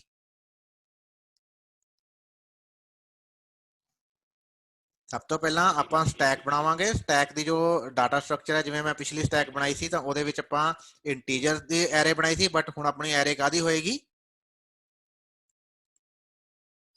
ਕਰੈਕਟਰ ਦੀ। ਆਪਣੀ ਐਰੇ ਹੋਏਗੀ ਕਰੈਕਟਰ ਦੀ। ਆਪਾਂ ਇੱਕ ਐਰੇ ਬਣਾ ਲੈਂਦੇ ਆ। ਕਿੰਨੀਆਂ ਵੈਲਿਊ ਚਾਹੀਦੀਆਂ ਨੇ ਮੇਰੇ ਕੋਲ, ਕਿੰਨੀ ਲੰਬੀ ਸਟ੍ਰਿੰਗ ਹੋ ਸਕਦੀ ਹੈ, ਸਪੋਜ਼ ਮੇਰੇ ਕੋਲ 80 ਕਰੈਕਟਰ ਦੀ ਸਟ੍ਰਿੰਗ ਹੋ ਸਕਦੀ ਹੈ। ਸੋ ਮੈਂ ਇਹਦੇ ਵਿੱਚ 80 ਕਰੈਕਟਰ ਦੀ ਲਿਮਿਟ ਲਗਾ ਕੇ ਚੱਲ ਲੈਣਾ ਵੀ ਕੋਈ ਵੀ ਸਟ੍ਰਿੰਗ 80 ਕਰੈਕਟਰ ਤੋਂ ਵੱਧ ਨਹੀਂ ਹੋਏਗੀ। ਜਿਹੜਾ ਟੌਪ ਐਲੀਮੈਂਟ ਹੋਏਗਾ ਉਹਦੀ ਡਾਟਾ ਟਾਈਪ ਕੀ ਹੋਏਗੀ, ਇੰਟੀਜਰ। वो तो इंटीजर ही रहना क्योंकि टॉप पॉइंट कर रहा है इंडेक्स नंबर ਨੂੰ। ਸੋ ਉਸ ਤੋਂ ਬਾਅਦ ਪੁਸ਼ ਆਪਰੇਸ਼ਨ, ਪੌਪ ਆਪਰੇਸ਼ਨ ਥੋੜੇ ਜਿਹਾ ਮੋਡੀਫਾਈ ਕਰ ਲਿਓ। ਪਹਿਲਾਂ ਆਪਾਂ ਇੰਟੀਜਰ ਵੈਲਿਊਜ਼ ਇਨਸਰਟ ਕੀਤੀਆਂ ਸੀ, ਹੁਣ ਆਪਾਂ ਕਰੈਕਟਰ ਵੈਲਿਊਜ਼ ਇਨਸਰਟ ਕਰਨੀਆਂ ਨੇ। ਉਹੀ ਪ੍ਰੋਗਰਾਮ ਸਾਰਾ ਸਟੈਕ ਦਾ ਇੰਪਲੀਮੈਂਟ ਕਰਨਾ ਹੈ। ਫਿਰ ਮੇਨ ਮੈਥਡ ਦੇ ਵਿੱਚ ਕੀ ਆਏਗਾ, ਮੇਨ ਮੈਥਡ ਦੇ ਵਿੱਚ ਇਹ ਸਟੈਕ ਕ੍ਰੀਏਟ ਕਰਾਂਗੇ। ਪਹਿਲਾਂ ਤਾਂ ਸਟੈਕ S1 ਆਬਜੈਕਟ ਕ੍ਰੀਏਟ ਕਰਾਂਗੇ, ਠੀਕ ਹੈ। ਫਿਰ ਆਪਾਂ ਯੂਜ਼ਰ ਤੋਂ ਇਨਪੁਟ ਲੈਣੀ ਹੈ ਆਪਣੀ ਕਾਦੀ, ਸਟ੍ਰਿੰਗ ਦੀ। ਜਿਹੜੀ ਵੀ ਸਟ੍ਰਿੰਗ ਯੂਜ਼ਰ ਨੇ ਐਂਟਰ ਕਰਨੀ ਹੈ ਉਸ ਸਟ੍ਰਿੰਗ ਨੂੰ ਫਿਰ ਆਪਾਂ ਫੋਰ ਲੂਪ ਲਾ ਲੈਣੀ ਆ ਕਿ i = 0 ਤੋਂ ਲੈ ਕੇ ਕਿੱਥੇ ਚੱਲੇਗੀ, ਸਟ੍ਰਿੰਗ ਦੀ ਜੋ ਲੈਂਥ ਹੈ, ਲੈਂਥ ਦਾ ਜੋ ਹਾਫ ਹੈ ਉੱਥੇ ਤੱਕ। i = string length plus plus i plus plus, ठीक है। और करना की है, करना की है S1 डॉट पुश, की पुश करना है ith लोकेशन ते जिहड़ा करैक्टर है, ठीक है। स्ट्रिंग दी ith लोकेशन ते जो करैक्टर है ਉਹਨੂੰ ਆਪਾਂ पुश कर देना। एक एक करैक्टर पुश करी जावांगे ਜਦੋਂ ਇਹ ਲੂਪ ਖਤਮ ਹੋਏਗੀ, ਕਿਉਂਕਿ ਹਾਫ ਤੱਕ ਹੀ ਚੱਲਣੀ ਹੈ। ਹਾਫ ਤੱਕ ਇਹ ਲੂਪ ਖਤਮ ਹੋ ਜਾਏਗੀ ਤਾਂ ਆਪਣੇ ਸਾਰੇ ਕਰੈਕਟਰ ਸਟੈਕ ਦੇ ਵਿੱਚ ਆ ਜਾਣਗੇ। ਉਸ ਤੋਂ ਬਾਅਦ ਫਿਰ ਦੁਬਾਰਾ ਫॉर ਲੂਪ ਲਗਾਵਾਂਗੇ। i ਦੀ ਵੈਲਿਊ ਹਾਫ ਤੋਂ ਸ਼ੁਰੂ ਕਰਾਂਗੇ, ਲੈਂਥ ਡਿਵਾਈਡਡ ਬਾਈ 2 ਤੋਂ ਸ਼ੁਰੂ ਕਰਾਂਗੇ। i ਪਲੱਸ ਪਲੱਸ i ਚੱਲੇਗਾ ਜਦ ਤੱਕ ਕਿ ਟੋਟਲ ਲੈਂਥ ਨਹੀਂ ਖਤਮ ਹੋ ਜਾਂਦੀ ਸਟ੍ਰਿੰਗ ਦੀ। ਔਰ i ਪਲੱਸ ਪਲੱਸ, ਠੀਕ ਹੈ, i ਪਲੱਸ ਪਲੱਸ। ਫਿਰ ਹੁਣ ਕੀ ਕਰਨਾ ਹੈ, ਹੁਣ ਆਪਾਂ पॉप करना है एक करैक्टर, करैक्टर करांगे एक पॉप S1 डॉट पॉप, और उस करैक्टर ਨੂੰ ਆਪਾਂ ਮੈਚ ਕਰਨਾ ਹੈ ਸਟ੍ਰਿੰਗ ਦੀ ith ਪੋਜੀਸ਼ਨ ਦੇ ਨਾਲ। ਜਿੱਥੇ ਇਹ ਮਿਸਮੈਚ ਹੋਇਆ ਉੱਥੇ ਹੀ ਆ ਲੂਪ ਤੋੜ ਕੇ ਆਪਾਂ ਕਹਿ ਦੇਣਾ ਕਿ ਪੈਲਿੰਡਰੋਮ ਹੈ ਨਹੀਂਗਾ, ਠੀਕ ਹੈ। तो ਹੁਣ ਮਿਸਮੈਚ ਦਾ ਲੌਜਿਕ, ਲੂਪ ਜੇ ਪਹਿਲਾਂ ਬ੍ਰੇਕ ਹੁੰਦੀ ਹੈ ਤਾਂ ਕੀ ਹੋਣਾ, ਤੇ ਜੇ ਲੂਪ ਐਂਡ ਤੱਕ ਚੱਲਦੀ ਹੈ ਫਿਰ ਕੀ ਹੋਣਾ। ਇਹ ਲੌਜਿਕ ਤੁਸੀਂ ਇੰਪਲੀਮੈਂਟ ਕਰਨੇ ਆ। ਜੇ ਕਿਸੇ ਨੂੰ ਨਹੀਂ ਸਮਝ ਲੱਗ ਰਹੀ ਤਾਂ ਮੈਨੂੰ ਹੁਣੇ ਪੁੱਛ ਲਓ। Any doubt, any question? ਇੱਕ ਵਾਰ ਦੁਬਾਰੇ ਦੱਸ। ਮੰਨ ਗਿਆ ਜੀ ਮੈਚ ਕਰਨ ਵਾਸਤੇ ਹਾਂਜੀ, ਸਟ੍ਰਿੰਗ 2 ਬਣਾਉਣੀਆਂ ਪੈਣਗੀਆਂ ਜੀ ਮੈਚ ਕਰਨ ਵਾਸਤੇ। ਸਟ੍ਰਿੰਗ ਤਾਂ ਇੱਕੋ ਹੀ ਹੋਏਗੀ, ਜੋ ਯੂਜ਼ਰ ਨੇ ਐਂਟਰ ਕੀਤੀ ਇੱਕੋ ਹੀ ਸਟ੍ਰਿੰਗ ਹੋਏਗੀ। ਦੋ ਕਾਹਦੇ ਲਈ ਬਣਾਉਣੀ ਹੈ, ਇੱਕ ਸਟ੍ਰਿੰਗ ਹੋਏਗੀ, ਇੱਕ ਆਪਣੇ ਕੋਲ ਸਟੈਕ ਦੇ ਵਿੱਚ ਐਰੇ ਹੈਗੀ ਹੈ ਆਲਰੇਡੀ। ਅੱਧੀ ਸਟ੍ਰਿੰਗ ਆਪਾਂ ਸਟੈਕ ਦੇ ਵਿੱਚ ਪਾ ਲੈਣੀ ਆ, ਠੀਕ ਹੈ। ਬਾਕੀ ਦੀ ਅੱਧੀ ਸਟ੍ਰਿੰਗ ਆਲਰੇਡੀ ਵੇਰੀਏਬਲ 'ਚ ਪਈ ਹੈ। ਤੇ ਜਦੋਂ ਆਪਾਂ ਸਟ੍ਰਿੰਗ ਵੇਰੀਏਬਲ ਬਣਾਉਂਦੇ ਆ ਤਾਂ ਮੈਮਰੀ ਦੇ ਵਿੱਚ ਇੱਕ ਸਟ੍ਰਿੰਗ ਜਿਹੜੀ ਆ ਉਹ ਵੀ it is in the form of character array, ਠੀਕ ਹੈ। तो ਜਦੋਂ ਆਪਾਂ ਸਟ੍ਰਿੰਗ ਬਣਾਵਾਂਗੇ ਤਾਂ ਸਟ੍ਰਿੰਗ ਜਿਹੜੀ ਜਿਵੇਂ ਆ ਕਰੈਕਟਰ ਹੈਗੀ ਹੈ ਸਟ੍ਰਿੰਗ ਆਪਣੀ ਸਪੋਜ਼, ਤਾਂ this is in the form of array, ਇਦਾਂ ਕਰਕੇ, ਠੀਕ ਹੈ। ਠੀਕ ਹੈ ਜੀ, ਹੁਣ ਪਤਾ ਲੱਗ ਗਈ ਹੈ ਨਾ। ਆਪਣੀ ਆਲਰੇਡੀ ਹੈਗੀ ਹੈ, ਇਹਨੂੰ ਹਾਫ ਤੱਕ ਆਪਾਂ ਚਲਾਣਾ। ਤਾਂ ਇਹ ਜਿੰਨੀ ਟੋਟਲ ਇਹਦੀ ਲੈਂਥ ਹੈ ਇਸ ਸਟ੍ਰਿੰਗ ਦੀ, ਉਸ ਲੈਂਥ ਦਾ ਆਪਾਂ ਹਾਫ ਕੱਢਾਂਗੇ। ਤਾਂ ਪਹਿਲੀ ਲੂਪ ਆਪਾਂ ਹਾਫ ਤੱਕ ਚਲਾਵਾਂਗੇ ਤੇ ਜਿੰਨੇ ਉਹ ਜੋ ਵੀ ਕਰੈਕਟਰ ਆਏਗਾ ਉਸ ਕਰੈਕਟਰ ਨੂੰ ਆਪਾਂ ਸਟੈਕ ਦੇ ਵਿੱਚ ਪਾ ਲਿਆ। ਸੋ ਆਪਣੇ ਕੋਲ ਇੱਕ ਐਰੇ, ਫਿਰ ਇੱਥੇ ਗੜਬੜ ਹੋ ਗਈ ਹੈ ਨਾ, ਆ ਇਦਾਂ ਦੀ ਬਣਾਉਂਦੇ ਆ। ਆਪਣੇ ਕੋਲ ਇੱਕ ਐਰੇ ਆ ਗਈ। ਸੋ ਆਪਣੇ ਕੋਲ ਆ ਗਿਆ ABLE ਸਪੇਸ WAS ਐਂਡ ਚੱਲਦੇ ਚੱਲਦੇ ER ਤੱਕ, ਹੈ ਨਾ। ਸੋ ਇਹ ਇੱਕ ਆਪਣੇ ਕੋਲ ਇੱਕ ਐਰੇ A ਆ ਗਈ ਪਹਿਲੀ ਲੂਪ ਦੇ ਨਾਲ। ਫਿਰ ਜਦੋਂ ਸੈਕਿੰਡ ਲੂਪ ਲਗਾਣੀ ਹੈ ਫਿਰ ਆਪਾਂ ਇੱਥੋਂ ਸਟਾਰਟ ਕਰਨਾ ਹੈ ਤੇ ਐਂਡ ਤੱਕ ਜਾਣਾ ਹੈ। ਤੇ ਇੱਥੋਂ ਜਿਹੜਾ ਕਰੈਕਟਰ ਨਿਕਲੇਗਾ R ਨੂੰ ਇਹਦੇ ਨਾਲ ਕੰਪੇਅਰ ਕਰੀ ਜਾਣਾ। ਇੱਕ ਕਰੈਕਟਰ ਇਧਰੋਂ ਚੱਕਣਾ, ਇੱਕ ਕਰੈਕਟਰ ਇਧਰੋਂ ਚੱਕਣਾ, ਦੋਨਾਂ ਨੂੰ ਕੰਪੇਅਰ ਕਰੀ ਜਾਣਾ। ਸੋ ਜਿੱਥੇ ਇਹ ਮਿਸਮੈਚ ਹੋਇਆ, ਇੱਕ ਕਰੈਕਟਰ ਇਧਰੋਂ ਚੱਕਣਾ, ਇੱਕ ਕਰੈਕਟਰ ਇਧਰੋਂ ਚੱਕਣਾ। ਇਧਰੋਂ ਕਿਵੇਂ ਚੱਕਾਂਗੇ, ਇਹ S1 ਡਾਟ ਪੌਪ, ਇਹ ਪੌਪ ਆਪਰੇਸ਼ਨ ਨੇ ਆਪਾਂ ਨੂੰ ਆ ਕਰੈਕਟਰ ਦੇ ਦੇਣਾ ਜਿਹੜਾ ਵੀ ਟੌਪ ਤੇ ਪਿਆ ਹੋਏਗਾ। ਔਰ ਇਧਰੋਂ ਆਪਾਂ ਜਿਹੜਾ ਇੰਡੈਕਸ ਨੰਬਰ ਪੁਆਇੰਟ ਕਰ ਰਿਹਾ ਫॉर ਲੂਪ ਦਾ, ਉਹ ਉਸ ਲੋਕੇਸ਼ਨ ਤੇ ਜਿਹੜਾ ਵੀ ਕਰੈਕਟਰ ਪਿਆ ਉਹਨੂੰ ਚੱਕਣਾ। ਜੇ ਦੋਨੋਂ ਬਰਾਬਰ ਹੈ, ਠੀਕ ਹੈ, ਤਾਂ ਫਿਰ ਆਪਾਂ ਅਗਲਾ ਕਰੈਕਟਰ ਚੈੱਕ ਕਰ ਲੈਣਾ। ਤੇ ਜੇ ਦੋਨੋਂ ਬਰਾਬਰ ਨਹੀਂ ਹੈਗੇ ਤਾਂ ਆਪਾਂ ਲੂਪ ਨੂੰ ਬ੍ਰੇਕ ਕਰ ਦੇਣਾ। ਹੁਣ ਜਦੋਂ ਲੂਪ ਬ੍ਰੇਕ ਹੋਈ ਤਾਂ ਦੋ ਗੱਲਾਂ ਹੋਣਗੀਆਂ, ਜਾਂ ਤਾਂ ਪੂਰੀ ਆ ਜਿਹੜਾ i ਆਪਾਂ ਇੱਥੋਂ ਚਲਾਇਆ ਸੀਗਾ ਇਸ ਪੁਆਇੰਟ ਤੋਂ ਲੈ ਕੇ ਇਸ ਪੁਆਇੰਟ ਤੱਕ, ਜਾਂ ਤਾਂ i ਦੀ ਵੈਲਿਊ ਲੈਂਥ ਦੇ ਬਰਾਬਰ ਹੋਏਗੀ। ਜਦੋਂ i ਦੀ ਵੈਲਿਊ ਲੈਂਥ ਦੇ ਬਰਾਬਰ ਹੋਗੀ, ਜਿੰਨੀ ਸਟ੍ਰਿੰਗ ਦੀ ਲੈਂਥ ਹੈਗੀ ਹੈ, ਦੈਟ ਮੀਨਸ ਮੈਂ ਸਾਰੇ ਕਰੈਕਟਰ ਰੀਡ ਕਰ ਲਏ। ਮੇਰਾ i ਇੱਥੋਂ ਚੱਲਦਾ ਚੱਲਦਾ ਚੱਲਦਾ ਇੱਥੇ ਪਹੁੰਚ ਗਿਆ, ਠੀਕ। ਸੋ ਜਦੋਂ ਮੈਂ ਸਾਰੇ ਕਰੈਕਟਰ ਰੀਡ ਕਰ ਲਏ ਤੇ ਮੇਰੀ ਲੂਪ ਬ੍ਰੇਕ ਹੀ ਨਹੀਂ ਹੋਈ, ਦੈਟ ਮੀਨਸ ਉਹ ਪੈਲਿੰਡਰੋਮ ਹੈ ਫਿਰ। ਬਟ ਜੇ i ਦੀ ਵੈਲਿਊ ਲੈਂਥ ਤੋਂ ਘੱਟ ਰਹਿੰਦੀ ਹੈ, ਕਿ ਮੇਰੀ ਲੂਪ ਪਹਿਲਾਂ ਹੀ ਬ੍ਰੇਕ ਹੋ ਗਈ, ਮੰਨ ਲਓ ਇਸ ਪੁਆਇੰਟ ਤੇ ਆ ਕੇ ਬ੍ਰੇਕ ਹੋ ਗਈ, ਇੱਥੇ ਕਰੈਕਟਰ ਮਿਸਮੈਚ ਸੀਗਾ, ਤਾਂ ਮੇਰੀ ਲੂਪ ਬ੍ਰੇਕ ਹੋ ਗਈ। ਜਦੋਂ ਲੂਪ ਬ੍ਰੇਕ ਹੋਏਗੀ ਤਾਂ i the value length the value ਤੋਂ ਘੱਟ ਹੋਏਗੀ। तो जे i the value length the value ਤੋਂ ਘੱਟ ਹੈ ਫਿਰ ਆਪਾਂ ਕਵਾਂਗੇ ਕਿ ਨਾਟ ਪੈਲਿੰਡਰੋਮ, ਤੇ ਜੇ ਦੋਨੋਂ ਬਰਾਬਰ ਹੈ ਤਾਂ ਫਿਰ ਆਪਾਂ ਕਵਾਂਗੇ ਪੈਲਿੰਡਰੋਮ। ਸੋ ਇਹ ਹੈਗੀ ਪਹਿਲੀ ਐਪਲੀਕੇਸ਼ਨ। ਇਸੇ ਤਰ੍ਹਾਂ ਹੁਣ ਸੈਕਿੰਡ ਐਪਲੀਕੇਸ਼ਨ ਹੈ ਪੈਰੇਂਥੇਸਿਸ ਮੈਚਿੰਗ ਦੀ। ਪੈਰੇਂਥੇਸਿਸ ਮਤਲਬ ਕਿ ਬ੍ਰੈਕਟਾਂ। ਜਦੋਂ ਆਪਾਂ ਕੋਈ ਵੀ ਮੈਥਮੈਟੀਕਲ ਆਪਰੇਸ਼ਨ ਦੇਖਦੇ ਹਾਂ ਤਾਂ ਉਹਦੇ ਵਿੱਚ ਆਪਾਂ ਪ੍ਰਾਇੋਰਟੀ ਨੂੰ ਚੇਂਜ ਕਰਨ ਲਈ ਆਪਾਂ ਬ੍ਰੈਕਟਾਂ ਨੂੰ ਯੂਜ਼ ਕਰਦੇ ਹਾਂ। So these are called parenthesis. So parenthesis ਦੇ ਵਿੱਚ ਆਪਣੇ ਕੋਲ ਬਹੁਤ ਤਰ੍ਹਾਂ ਦੀਆਂ ਬ੍ਰੈਕਟਸ ਜਾਂ ਬ੍ਰੇਸਿਸ ਆਪਾਂ ਯੂਜ਼ ਕਰ ਸਕਦੇ ਹਾਂ, ਜਿਹਦੇ ਵਿੱਚ ਇੱਕ ਆਹ ਵਾਲੀ ਬ੍ਰੇਸਿਸ ਹੈ, ਇੱਕ ਕਰਲੀ ਬ੍ਰੇਸ ਹੈ, ਇੱਕ ਸਕੁਅਰ ਬ੍ਰੇਸ ਹੈ। ਤਿੰਨ ਤਰ੍ਹਾਂ ਦੀਆਂ ਆਪਣੇ ਕੋਲ ਆਪਸ਼ਨ ਹੁੰਦੀਆਂ ਨੇ। ਤਾਂ ਜਦੋਂ ਕੋਈ ਬ੍ਰੈਕਟ ਐਕਸਪ੍ਰੈਸ਼ਨ ਦੇ ਵਿੱਚ ਯੂਜ਼ ਹੋਈ, ਫੋਰ ਐਗਜ਼ਾਮਪਲ ਆਪਾਂ ਲਿਖਤਾ a plus b multiply ਬਾय c, ਠੀਕ ਹੈ। ਤਾਂ ਇਹਦੇ ਵਿੱਚ ਕੀ ਹੁੰਦਾ ਆ ਕਿ ਜਿਸ ਤਰ੍ਹਾਂ ਦੀ ਬ੍ਰੈਕਟ ਓਪਨ ਹੋਈ ਹੈ ਉਸੇ ਤਰ੍ਹਾਂ ਦੀ ਬ੍ਰੈਕਟ ਕਲੋਜ਼ ਹੋਣੀ ਚਾਹੀਦੀ ਹੈ, ਪਹਿਲੀ ਗੱਲ ਤਾਂ। ਸੈਕੰਡਲੀ, ਜਿਸ ਆਰਡਰ ਦੇ ਵਿੱਚ ਓਪਨ ਹੋਈ ਹੈ ਉਸੇ ਆਰਡਰ 'ਚ ਕਲੋਜ਼ ਹੋਣੀ ਚਾਹੀਦੀ ਹੈ। ਸੋ ਇੱਥੇ ਪਹਿਲਾਂ ਆਪਣੇ ਕੋਲ ਆਹ ਬ੍ਰੈਕਟ ਓਪਨ ਹੋਈ, ਫਿਰ ਆਪਣੇ ਕੋਲ ਆਹ ਬ੍ਰੈਕਟ ਓਪਨ ਹੋਈ, ਪਰ ਕਲੋਜ਼ਿੰਗ ਵੇਲੇ ਆਪਾਂ ਪਹਿਲਾਂ ਇਹ ਕਲੋਜ਼ ਕਰਤੀ, ਫਿਰ ਇਹ ਕਲੋਜ਼ ਕਰਤੀ। ਤਾਂ ਆਰਡਰ ਜਿਹੜਾ ਹੈ ਉਹ ਆਪਾਂ ਚੇਂਜ ਕਰਤਾ। ਸੋ ਜਿਹੜੀ ਇਹ ਇਸ ਤਰ੍ਹਾਂ ਦਾ ਐਕਸਪ੍ਰੈਸ਼ਨ ਹੈ, these are called wrong expression in mathematics. So ਜਦੋਂ ਆਪਾਂ ਕੰਪਿਊਟਰ ਇਹਨਾਂ ਨੂੰ ਸੋਲਵ ਕਰਨ ਦੀ ਕੋਸ਼ਿਸ਼ ਕਰਦਾ ਹੈ ਤਾਂ ਉੱਥੇ ਉਹ ਐਰਰ ਆਏਗਾ। ਸੋ ਆਪਾਂ ਇਹ ਚੈੱਕ ਕਰਨਾ ਹੈ ਕਿ ਪੈਰੇਂਥੇਸਿਸ ਸਹੀ ਲੱਗੀਆਂ ਹੋਈਆਂ ਨੇ, ਉਹਨਾਂ ਦਾ ਆਰਡਰ ਸਹੀ ਹੈ ਤੇ ਉਹਨਾਂ ਦਾ ਨੰਬਰ ਸਹੀ ਹੈ। ਦੋ ਚੀਜ਼ਾਂ ਆਪਾਂ ਚੈੱਕ ਕਰਨੀਆਂ, ਇੱਕ ਤਾਂ ਆਪਾਂ ਚੈੱਕ ਕਰਨਾ ਆਰਡਰ ਤੇ ਇੱਕ ਆਪਾਂ ਚੈੱਕ ਕਰਨਾ ਨੰਬਰ, ਕਿ ਟੋਟਲ ਨੰਬਰ ਆਫ ਜਿੰਨੀਆਂ ਓਪਨਿੰਗ ਪੈਰੇਂਥੇਸਿਸ ਹੈ ਉਨੀਆਂ ਕਲੋਜ਼ਿੰਗ ਹੈਗੀਆਂ ਨੇ। ਜਿੰਨੀਆਂ ਓਪਨਿੰਗ ਪੈਰੇਂਥੇਸਿਸ ਇਹ ਵਾਲੀਆਂ ਹੈਗੀਆਂ ਨੇ ਗੋਲ ਬ੍ਰੈਕਟਾਂ ਜਿਹਨੂੰ ਆਪਾਂ ਕਹਿੰਦੇ ਆ, ਉਨੀਆਂ ਹੀ ਕਲੋਜ਼ਿੰਗ ਗੋਲ ਬ੍ਰੈਕਟਸ ਹੈਗੀਆਂ ਨੇ। ਜਿੰਨੀਆਂ ਕਰਲੀ ਬ੍ਰੈਕਟਸ ਓਪਨਿੰਗ ਆ ਉਨੀਆਂ ਹੀ ਕਰਲੀ ਬ੍ਰੈਕਟ ਕਲੋਜ਼ਿੰਗ ਹੈਗੀਆਂ ਨੇ। ਐਂਡ ਸੈਕਿੰਡ ਗੱਲ, ਉਹਨਾਂ ਦਾ ਆਰਡਰ ਸਹੀ ਹੈ, ਜਿਸ ਆਰਡਰ ਦੇ ਵਿੱਚ ਉਹ ਓਪਨ ਹੋਈਆਂ ਸੀ ਉਸੇ ਆਰਡਰ ਦੇ ਵਿੱਚ ਕਲੋਜ਼ ਹੋ ਰਹੀਆਂ ਕਿ ਨਹੀਂ ਹੋ ਰਹੀਆਂ। So that is called problem of parenthesis matching. ਤੇ ਇਹਦਾ ਸੋਲੂਸ਼ਨ ਵੀ ਉਸੇ ਤਰ੍ਹਾਂ ਹੀ ਜਿਵੇਂ ਆਪਾਂ ਪੈਲਿੰਡਰੋਮ ਦੇ ਪ੍ਰੋਬਲਮ ਸੋਲਵ ਕੀਤੀ ਸਟੈਕ ਦੇ ਨਾਲ, ਉਸੇ ਤਰ੍ਹਾਂ ਹੀ ਇਹਦਾ ਸੋਲੂਸ਼ਨ ਵੀ ਸਟੈਕ ਹੀ ਹੈ। ਸੋ ਆਪਾਂ ਸਟੈਕ ਦੇ ਨਾਲ ਇਸ ਨੂੰ ਸੋਲਵ ਕਰ ਸਕਦੇ ਹਾਂ। This is sum example. ਆ ਕਰੈਕਟ ਹੈ, ਕਰੈਕਟ ਹੈ, ਇਨਕਰੈਕਟ ਹੈ, ਇਨਕਰੈਕਟ ਹੈ, ਠੀਕ ਹੈ। ਸੋ ਇੱਥੇ ਆਪਣੇ ਕੋਲ ਦੇਖੋ ਆਰਡਰਿੰਗ ਚੇਂਜ ਹੋ ਗਈ। ਸੋ ਆਪਾਂ ਜਿਸ ਆਰਡਰ ਦੇ ਵਿੱਚ ਓਪਨ ਕੀਤਾ ਸੀ ਉਸੇ ਆਰਡਰ ਦੇ ਵਿੱਚ ਇਹ ਕਲੋਜ਼ ਨਹੀਂ ਹੋਇਆ, ਤਾਂ ਇੱਥੇ ਪਹਿਲਾਂ ਕਲੋਜ਼ਿੰਗ ਓਪਨ ਕਰਤੀ, ਫਿਰ ਪਹਿਲਾਂ ਕਲੋਜ਼ਿੰਗ ਵਾਲੀ ਬ੍ਰੈਕਟ ਲਾਤੀ, ਫਿਰ ਓਪਨਿੰਗ ਵਾਲੀ ਬ੍ਰੈਕਟ ਲਾਤੀ। ਇਹ ਵੀ ਗਲਤ ਹੈ, ਇਹ ਵੀ ਗਲਤ ਹੈ। ਸੋ ਇਹ ਸਹੀ ਨੇ, ਇਹ ਸਹੀ ਨੇ। ਸੋ ਇਹ ਸਾਰੀਆਂ ਚੀਜ਼ਾਂ ਨੂੰ ਚੈੱਕ ਕਰਨਾ ਕਿ ਕਿਹੜਾ ਐਕਸਪ੍ਰੈਸ਼ਨ ਸਹੀ ਹੈ, ਕਿਹੜਾ ਗਲਤ ਹੈ। ਅਗੇਨ ਆਪਾਂ ਸਟੈਕ ਨੂੰ ਯੂਜ਼ ਕਰਾਂਗੇ। ਹੁਣ ਕੋਈ ਦੱਸ ਸਕਦਾ ਹੈ ਕਿਵੇਂ? ਠੀਕ ਹੈ। ਹੁਣ ਆਪਣਾ ਕੋਈ ਫੋਰ ਐਗਜ਼ਾਮਪਲ ਆਪਾਂ ਇਸ ਤੇ ਚਲਾਉਂਦੇ ਆ।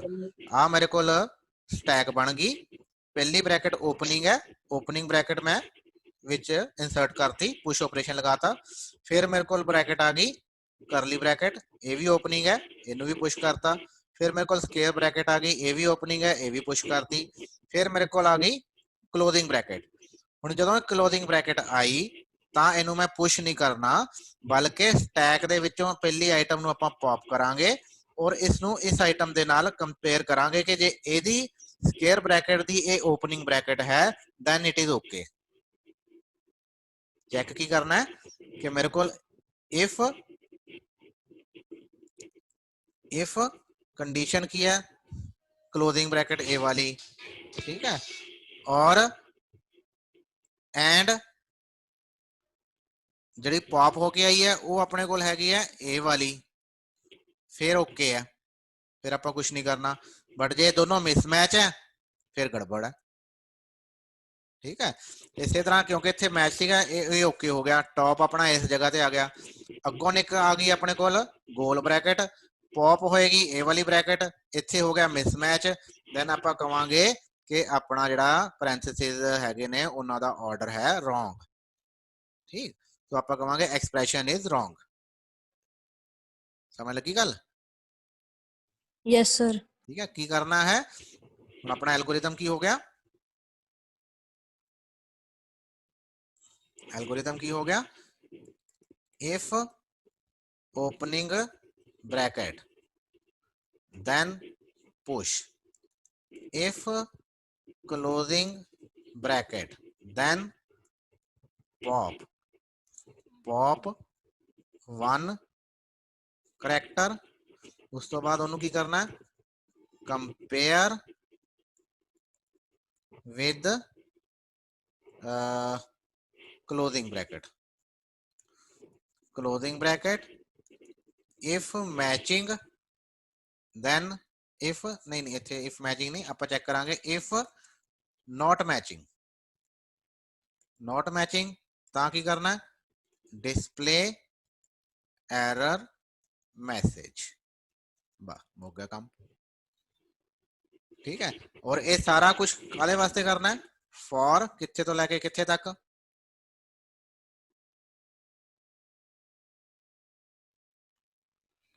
For i is equal to 0 तो लेके i is less than length i half, plus plus less Top, then sir. दोबारा बोले length by length half, half तक नहीं बेटा इतने लेंथ पूरी तक जाना है। मैं सपोज आ एक्सप्रेशन है user will enter this kind of expression ਹੁਣ ਇਸ ਐਕਸਪ੍ਰੈਸ਼ਨ ਨੂੰ ਆਪਾਂ ਕੀ ਮੰਨ ਕੇ ਚੱਲਾਂਗੇ this is just a string ਇਹ ਕੀ ਹੈ ਆਪਣੀ ਇਹ ਸਟ੍ਰਿੰਗ ਹੈ ਸਟ੍ਰਿੰਗ ਦੇ ਵਿੱਚ ਆ ਕਰੈਕਟਰਸ ਹੈ ਆ ਪਹਿਲਾ ਕਰੈਕਟਰ ਆ ਦੂਸਰਾ ਕਰੈਕਟਰ ਤੀਸਰਾ ਕਰੈਕਟਰ ਐਂਡ ਸੋ ਔਨ ਠੀਕ ਹੈ ਹੋ ਸਕਦਾ ਹੈ ਬੱਚੇ ਨੇ ਕਿਸੇ ਨੇ ਯੂਜ਼ਰ ਨੇ ਲਾਸਟ ਦੇ ਵਿੱਚ ਗਲਤ ਪਾਈ ਹੋਵੇ ਸੋ ਆਪਾਂ ਨੂੰ ਲਾਸਟ ਪੁਆਇੰਟ ਤੱਕ ਚੈੱਕ ਕਰਨਾ ਪਏਗਾ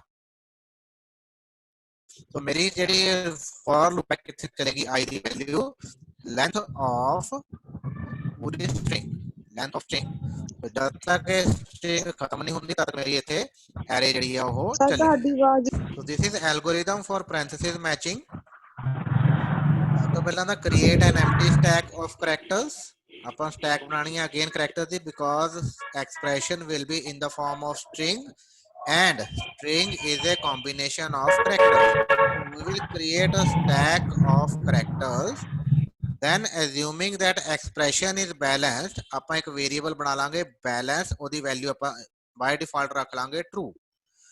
Set index at 0 i the value ਆਪਾਂ 0 ਤੋਂ ਸ਼ੁਰੂ ਕਰਾਂਗੇ while balance is true and index is less than expression the length जब तक index ਦੀ value expression ਦੀ ਜਿਹੜੀ length ਹੈ ਉਸ ਤੋਂ ਘੱਟ ਹੈ ਅਤੇ balance ਦੀ value true ਹੈ ਜੋ ਕਿ ਆਪਾਂ by default true ਰੱਖ ਲਈ ਹੋਈ ਹੈ ਆਪਾਂ ਕੀ ਕਰਾਂਗੇ get the next character in the data string ਇੱਕ character ਕੱਢ ਲਿਆ if the next character is an opening parenthesis then push it into the stack नहीं ਤਾਂ else if the next character is closing parenthesis ਤਾਂ ਕੀ ਕਰਨਾ ਹੈ we will pop the top element of the stack if stack was empty or its top does not match the closing parenthesis ਹੁਣ ਦੋ ਗੱਲਾਂ ਹੋ ਸਕਦੀਆਂ ਜਦੋਂ ਆਪਾਂ ਪੌਪ ਕਰ ਰਹੇ ਹਾਂ ਜਾਂ ਤਾਂ ਆਪਣੀ ਸਟੈਕ ਖਾਲੀ ਹੋਗੀ ਜਦੋਂ ਸਟੈਕ ਖਾਲੀ ਹੋਗੀ ਤਾਂ ਵੀ ਪ੍ਰੋਬਲਮ ਹੈ ਜਾਂ ਜੇ ਸਟੈਕ ਦੇ ਵਿੱਚੋਂ ਇਹੋ ਜਿਹਾ ਐਲੀਮੈਂਟ ਨਿਕਲ ਆਇਆ ਜਿਹੜਾ ਕਿ ਕਲੋਜ਼ਿੰਗ ਪੈਰੇਂਥੇਸਿਸ ਦੇ ਨਾਲ ਮੈਚ ਨਹੀਂ ਕਰ ਰਿਹਾ ਮੀਨਸ ਕਲੋਜ਼ਿੰਗ ਪੈਰੇਂਥੇਸਿਸ ਤਾਂ ਹੈਗੀ ਆ ਇਹ ਬਟ ਓਪਨਿੰਗ ਵੇਲੇ ਨਿਕਲ ਆਈ ਇਹ ਵਾਲੀ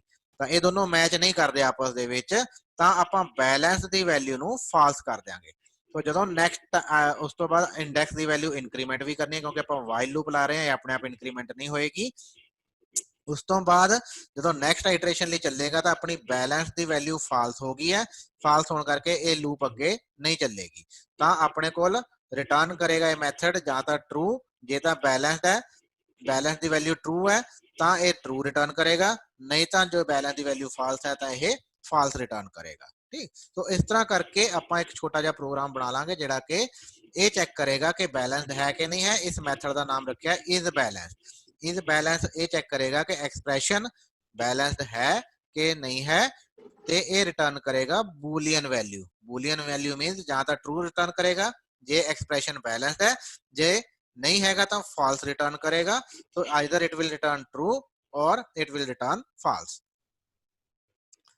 ठीक है I hope it is clear now in the similar way we have html tag matching html ਦੇ ਵਿੱਚ ਵੀ ਟੈਗਸ ਹੁੰਦੇ ਨੇ html ਪੜ੍ਹੀ ਹੋਏਗੀ ਮੇਬੀ ਤੁਸੀਂ ਤਾਂ html ਦੇ ਵਿੱਚ ਵੀ opening tags ਹੁੰਦੇ ਨੇ and closing tag ਹੁੰਦੇ ਨੇ for every opening tag there is a closing tag in the similar way तो ਜਿੱਦਾਂ ਆਪਾਂ parenthesis ਚੈੱਕ ਕੀਤੀਆਂ ਨੇ ਉਸੇ ਤਰ੍ਹਾਂ ਆਪਾਂ ਇਹ ਵੀ ਚੈੱਕ ਕਰ ਸਕਦੇ ਹਾਂ ਕਿ html ਜਿਹੜੀ ਫਾਈਲ ਆਪਾਂ ਬਣਾਈ ਹੋਈ ਹੈ ਉਹ ਪ੍ਰੋਪਰ ਫਾਰਮੈਟ ਦੇ ਵਿੱਚ ਹੈ ਕਿ ਨਹੀਂ ਹੈ ਪ੍ਰੋਪਰ ਫਾਰਮੈਟ ਵਿੱਚ ਹੋਣ ਦਾ ਮਤਲਬ ਕੀ ਹੈ ਕਿ ਜਿੰਨੀਆਂ ਕਲੋਜ਼ਿੰਗ ਜਿੰਨੀਆਂ ਓਪਨਿੰਗ ਟੈਗ ਹੈਗੇ ਨੇ ਹਰ ਓਪਨਿੰਗ ਟੈਗ ਦੇ ਨਾਲ ਇੱਕ ਕਲੋਜ਼ਿੰਗ ਟੈਗ ਹੋਣਾ ਵੀ ਜ਼ਰੂਰੀ ਹੈ ਸੋ ਇਸ ਕੇਸ ਦੇ ਵਿੱਚ ਆਪਾਂ ਸਟ੍ਰਿੰਗ ਦੇ ਨਾਲ ਕੰਮ ਚਲਾਵਾਂਗੇ ਪਹਿਲਾਂ ਆਪਾਂ ਸਟੈਕ ਬਣਾਈ ਸੀ ਐਰੇ ਦੇ ਆਪਣਾ ਕਰੈਕਟਰ ਦੀ ਬਟ ਕਿਉਂਕਿ ਹੁਣ ਆਪਾਂ ਪੂਰੇ ਦਾ ਪੂਰਾ ਟੈਗ ਸਟੋਰ ਕਰਨਾ ਹੈ and this tag is basically a string ਫਿਰ ਆਪਾਂ ਨੂੰ ਸਟੈਕ ਬਣਾਉਣੀ ਪਏਗੀ ਸਟ੍ਰਿੰਗ ਦੀ ਸੋ ਜੇ ਆਪਾਂ HTML ਦੇ ਟੈਗ ਵੀ ਮੈਚ ਕਰਨੇ ਆ ਤਾਂ ਆਪਾਂ ਉਸੇ ਤਰ੍ਹਾਂ ਹੀ ਕਰਾਂਗੇ, ਜਿੰਨੇ ਓਪਨਿੰਗ ਟੈਗ ਹੈ ਉਹ ਸਾਰੇ ਆਪਾਂ ਸਟੈਕ ਦੇ ਵਿੱਚ ਪਾ ਦੇਣੇ ਆ। ਜਦੋਂ ਕਲੋਜ਼ਿੰਗ ਟੈਗ ਨਿਕਲਿਆ ਤਾਂ ਆਪਾਂ ਸਟੈਕ ਦੀ ਟੌਪ ਪੋਜੀਸ਼ਨ ਤੋਂ ਇੱਕ ਟੈਗ ਕੱਢਾਂਗੇ, ਤੇ ਜੇ ਉਹ ਟੈਗ ਇਸ ਟੈਗ ਦੇ ਨਾਲ ਮੈਚ ਕਰਦਾ ਹੋਇਆ ਤਾਂ ਆਪਣਾ ਕੰਮ ਓਕੇ ਹੈ।